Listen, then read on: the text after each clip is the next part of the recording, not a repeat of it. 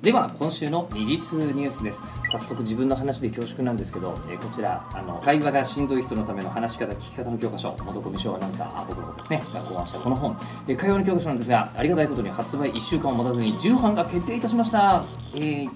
これ本当ご協力いただいた方、読んでいただいた方ありがとうございます。でも1週間以内に重版って出版的には結構な快挙ですよ。もちろんまだまだお店に並んでおります。電子書籍でも買えますので、よろしくお願いいたしますという、すみません自分の話から入っちゃいましたけど、今週も二日ニュースでございます。今週の二日ニュースはこんな感じ。はい、まずはですね、宮野真守さん、半沢直樹出てましたね。今までも半沢直樹なんか名前のところがなんか声優さんっぽいなみたいなのがちょこちょこあったりして、これはアニメ好きな人が多分スタッフにいらっしゃるんだと思うんですよね。でそしてこれは昨日の話です。僕にとって、今喋っている僕にとって昨日の話ですが、小野勇輝くんが、お子さんが生まれたというご報告がありました。おめでとうございます。とってもお父さん向きの方だと思うんですよね。小野勇輝さん、これで、役としてもそのお父さん的なところあるものを演じられたら深みがあっていいんじゃないかなと思いますね。さあそして、またこれはびっくりしたことが起こりました。西川貴教さんが、一般女性の方とご結婚になりました。おめでとうございます。西川貴教さん、二次元ニュースかと言われるともう一般の芸能ニュースだと思うんですが、あれだけアニメソングのね、主題歌を歌っていらっしゃいますし、でさらに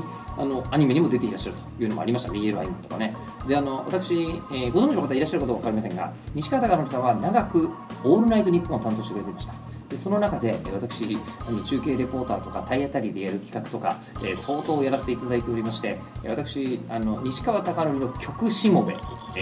を曲があるんじゃなくてね、曲しもべを辞任しております。なので今回ね、西川さんが何かしろっていうんだったら、司会からもう舐めて靴の裏をきれいにするぐらいのところまでは全部やろうと、思っております。おめでとうございます。そして、ちょっと変わったところではですね、風の谷のナウシカが歌舞伎になったというのが昔、大きなニュースになりましたが、そちらが配信になるということで、鈴木敏夫プロデューサーが登壇するトークイベントが行われるそうです。でそして登壇という面白い話でいうと、もう一つ、水島努監督、そうなんです、今回荒野の寿飛行隊の MX4D 版、こちらが制作されまして、9月の2日に東宝シネマズ新宿で、最速上映会が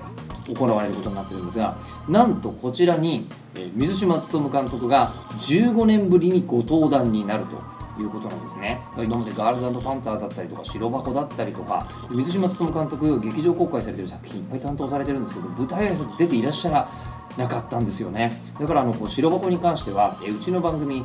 むしろ水島誠二監督に出ていただいて、で水島誠二監督はアニメの制作には関わってなくて、アニメ監督としてモチーフになって木下監督として出ちゃってる人ですよ。その人に話を聞くっていう動画がアップされておりまして、これ非常に評判もいいというか中身的にも面白いので、ぜひそちらもご覧いただきたいと思います。水島努監督は15年ぶりの登壇、僕は一度だけホリックだったはずなんですが、の舞台挨拶というか声優さんたちとのトークイベントにご登壇いただいた時に司会させていただいたことありますけど、確かにそれも15年ぐらい前の話ですからね、かなりレアな機会です。でそして、今週のアニメ化決定情報なんですが、こんな感じ、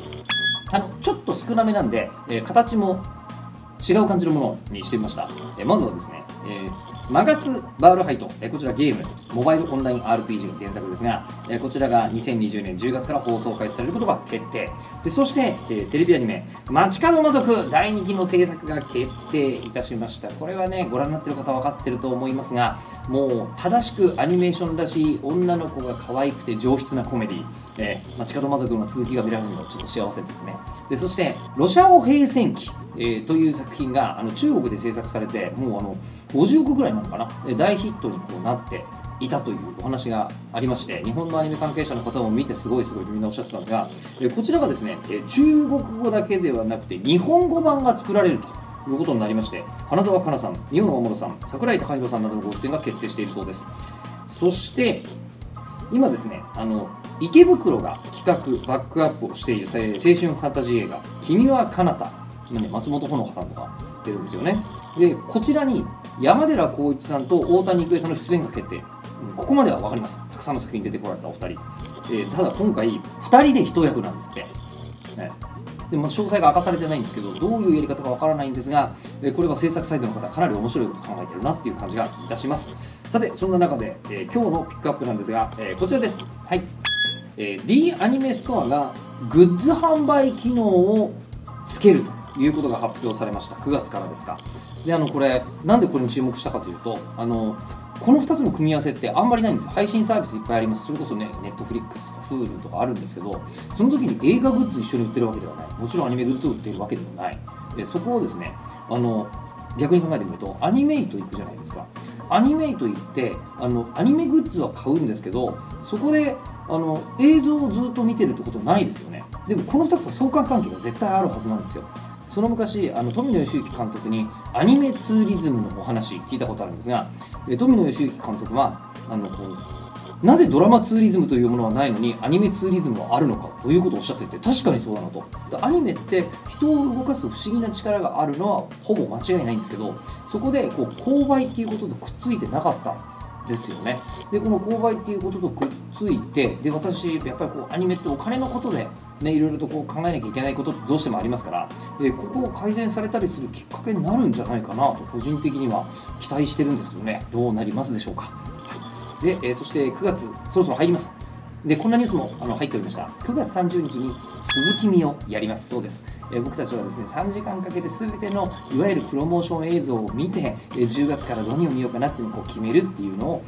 毎3ヶ月ごとにやってるんですが、今回は9月30日に開催されるということが発表されましたので、もしよろしければそちら今のうちから気にしててください。以上、今週の2時通ニュースでした。